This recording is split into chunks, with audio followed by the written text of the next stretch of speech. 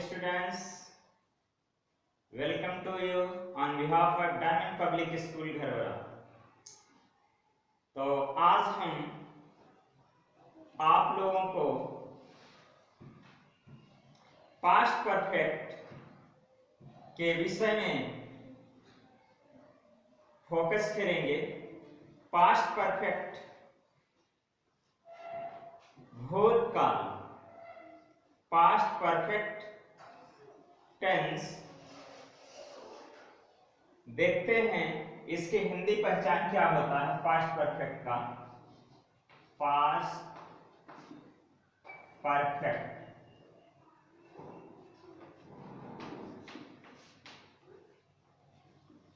Past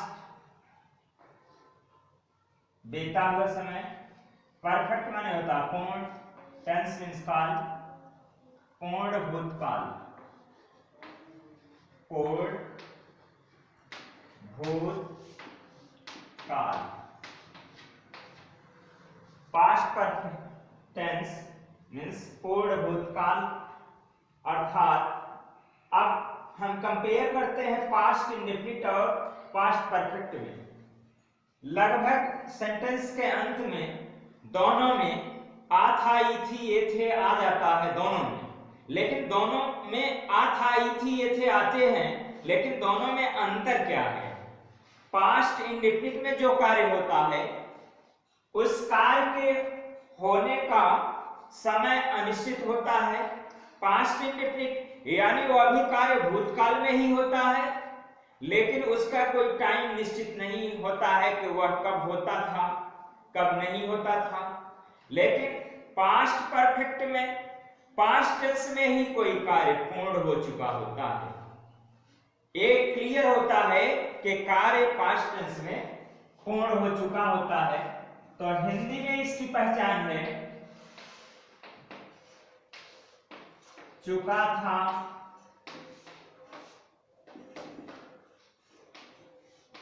चुकी थी, चुके थे। एक हिंदी पहचान है। हिंदी वाक्यों के अंत में चुका था, चुकी थी, चुके थे, या हम यह कह सकते हैं का में आ निकल रहा था, आ था, आई थी, ये थे, इसमें भी है। लेकिन इसमें कोई कार्य पूर्ण हो चुका होता है, कंप्लीट हो चुका होता है। और पास्ट इंडेफिनिट में कार्य होता है, कब होता है, कब से होता है, ये कंफर्म नहीं रहता है पास्ट इंडेफिनिट में। लेकिन इसमें भी कब से शुरू होता है ये नहीं दिया गया होता है, लेकिन कार्य कंप्लीट हो चुका होता है पास्ट परफेक्ट में ये होता है। अब जैसे देख लीजिए, वह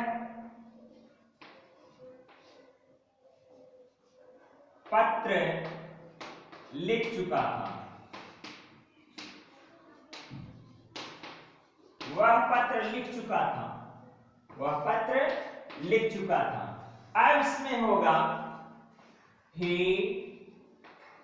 had written, he had written a letter, वह पत्र लिख चुका था। he had written a letter, जो मैं हमेशा प्रेजेंट परफेक्ट में मैंने बताया था कि जितने भी परफेक्ट टेंस होते हैं, चाहे वह प्रेजेंट परफेक्ट हो, चाहे पास्ट परफेक्ट हो, चाहे फ्यूचर परफेक्ट हो, मेन वर्ब का थर्ड फॉर्म लगता है। तो अब इसमें पास्ट परफेक्ट में, प्रेजेंट परफेक्ट में जहां पर मैंने हैड यूज किया है, जब चुका है, चुकी है, चुके हैं था प्रेजेंट परफेक्ट में, तो वहां पर हैज हैव लगाते थे। लेकिन पास्ट परफेक्ट में सिंगल हेल्पिंग वर्ब हैड का प्रयोग होता है, मात्र हैड का प्रयोग होगा, और उसके बाद वर्ब थर्ड का, मेन वर्ब यानी थर्ड का प्रयोग होगा, उसके बाद ऑब्जेक्ट हो गया। तो ये सब्जेक्ट हो गया, एक सब्जेक्ट हो गया, ये हेल्पिंग वर्ब हो गया, ये मेन भी थर्ड हो गया, और ये ऑब्जेक्ट हो गया। हमारा सब्जेक्ट हो गया, हेल्पिंग वर्ब हो गया, मेन वर्ब हो गया, उसके बाद ऑब्जेक्ट हो गया। he had written a letter। अब मैं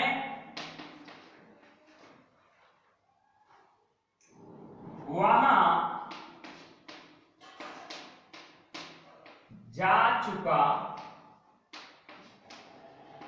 था, मैं वहां जा चुका था। अब इसका देखिए, मैं की इंग्लिश होगा आई। जैसा कि मैंने बताया, चाहे जो भी सब्जेक्ट होगा, चाहे सिंगुलर हो चाहे प्लूरल हो, सभी के साथ हैड का प्रयोग होना इसमें। I had. अब जाना की इंग्लिश होगा जा चुका, यानी जाना की इंग्लिश गो।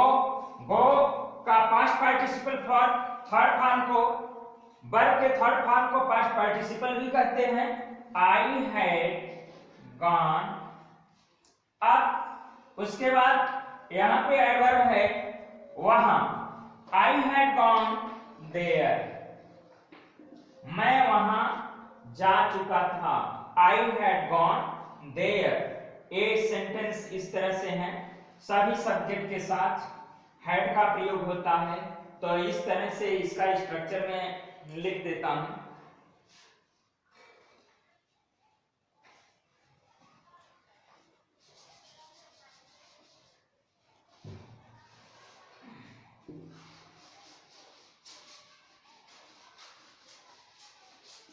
अफर्मेटिव स्ट्रक्चर है,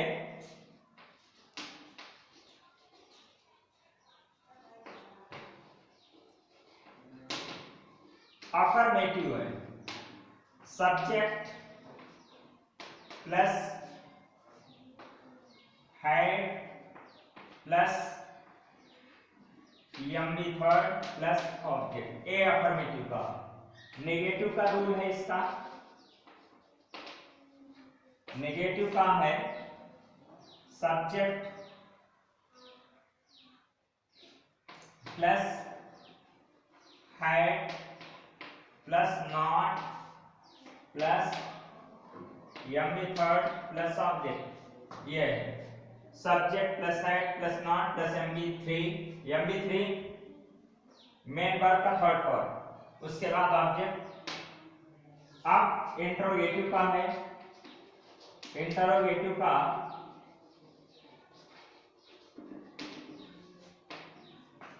यही हेल्पिंग वर्ब पहले कर देंगे। Had plus subject plus had plus subject plus एमबी3 plus object plus question mark plus question mark. ए इंट्रोगेटिव का हो गया। इंट्रोगेटिव नेगेटिव का क्या होगा?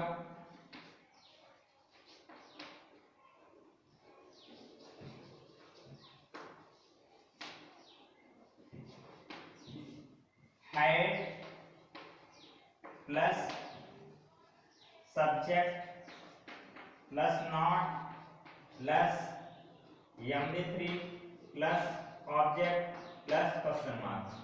ए हमारा पास्ट परफेक्ट का ये रूल हो गया। अफर्मेटिव का सब्जेक्ट प्लस हैड प्लस एमबी3 प्लस ऑब्जेक्ट, नेगेटिव का subject plus had plus not plus एमबी3 प्लस ऑब्जेक्ट, इंटरोगेटिव में होगा हैड प्लस सब्जेक्ट प्लस एमबी3 plus object.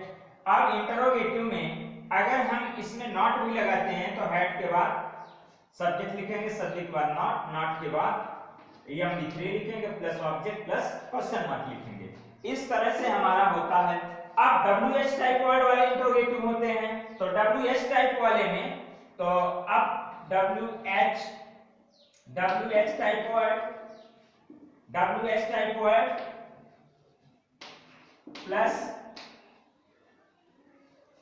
Head plus subject plus एमबी3 plus object plus question mark.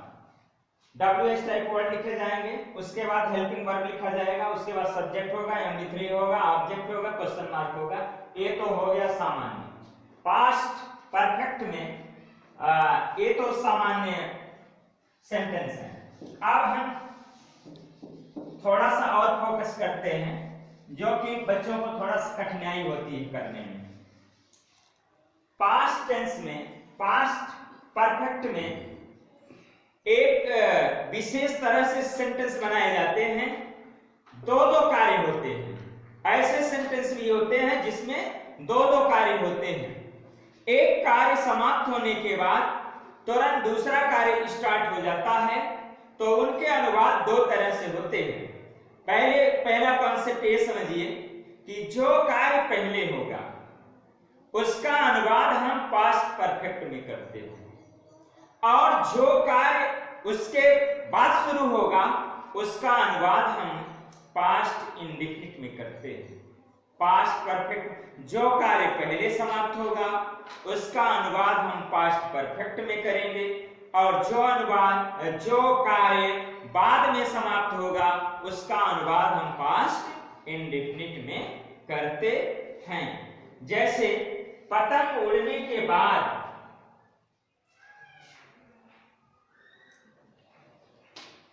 पतंग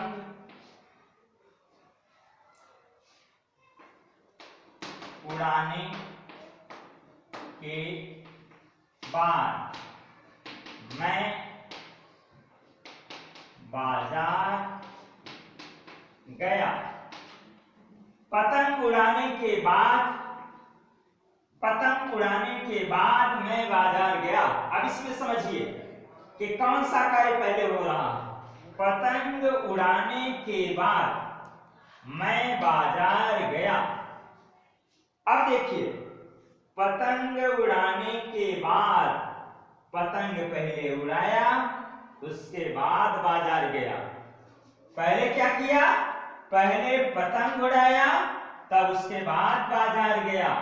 तो लेकिन एक काम, अगर किसी सेंटेंस में बाद या पश्चात वर्ड है, जब जहां पर दो कार्य हो रहे हैं, इस सेंटेंस में दो कार्य हो रहा है, एक काम हो रहा है पतंग का उड़ाना और दूसरा कार्य हो रहा है बाजार जाना।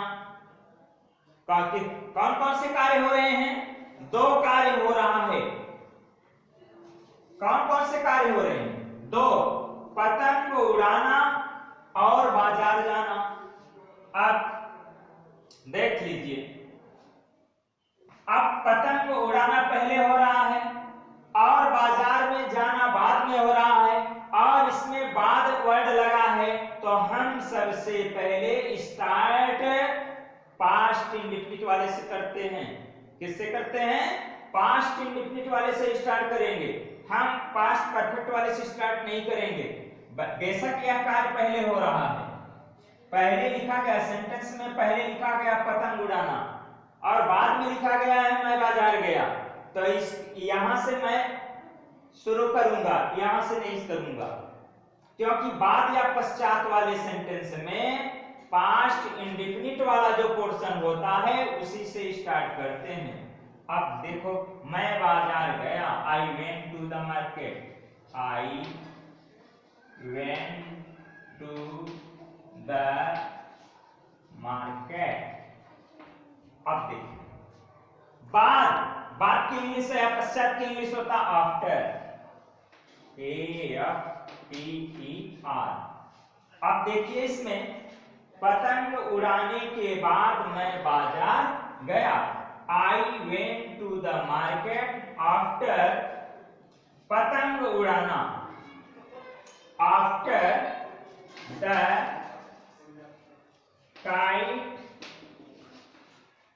Kite had. अब इसको पास्ट परफेक्ट में करना हमें ना, पतंग उड़ाना after the kite had, fly का क्या होता है third form? Fly, flu, phloem, FLOWEN। इस तरह से इसका अनुवाद होगा।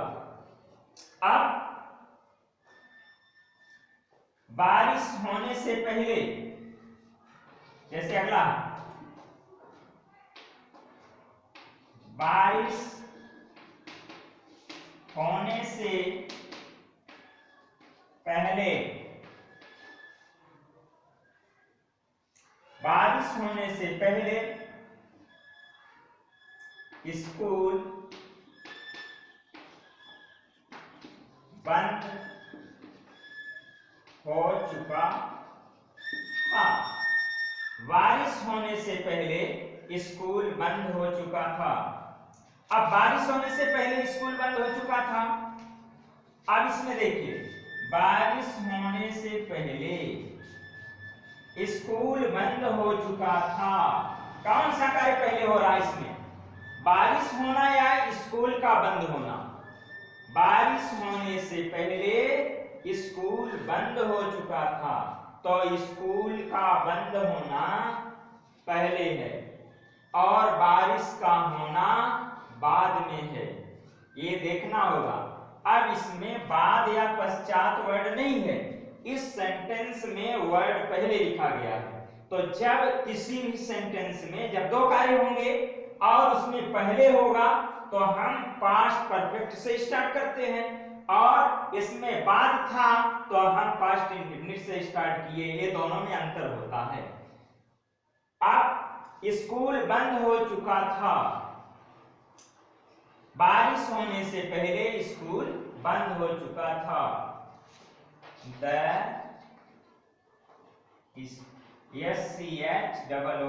स्कूल, द स्कूल हैड, बंद हो चुका था। The school had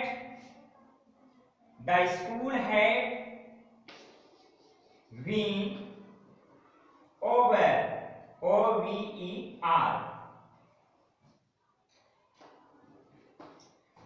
the school had been over, the school had been over. अब हम लिखेंगे यहां बिफोर,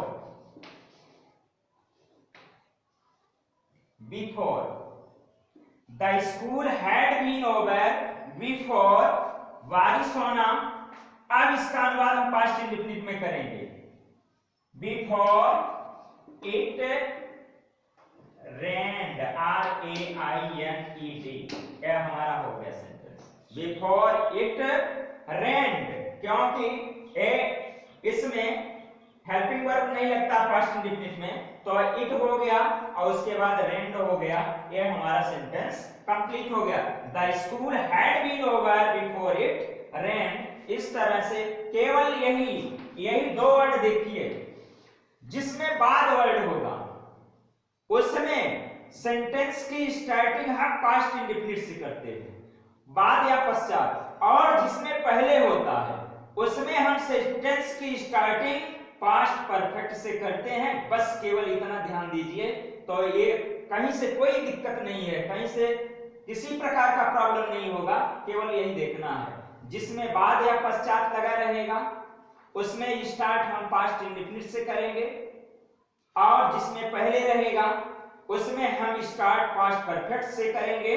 लेकिन सबसे बड़ी बात ध्यान देने की ये है कि जो कार्य पहले होगा उसको हम पास्ट परफेक्ट में करेंगे, और जो कार्य बाद में होगा उसको हम पास्ट इंडेफिनिट में करेंगे। यही दो तीन बातें ध्यान में रखिए, तो पास्ट परफेक्ट टेंस जरा भी डिफिकल्ट नहीं है, बहुत ही आसान है कि, लेकिन ये सब बातें ध्यान देना होगा। अगर इस तरह से को पहले रूल तैयार करिए, फिर स्ट्रक्चर मैंने लिख दिया, उसके बाद एग्जांपल दिया। इस तरह से सीख करके तुम एक्सरसाइज कंप्लीट कर सकते हो। वीडियो को लाइक और सब्सक्राइब अवश्य करिएगा। Thank you.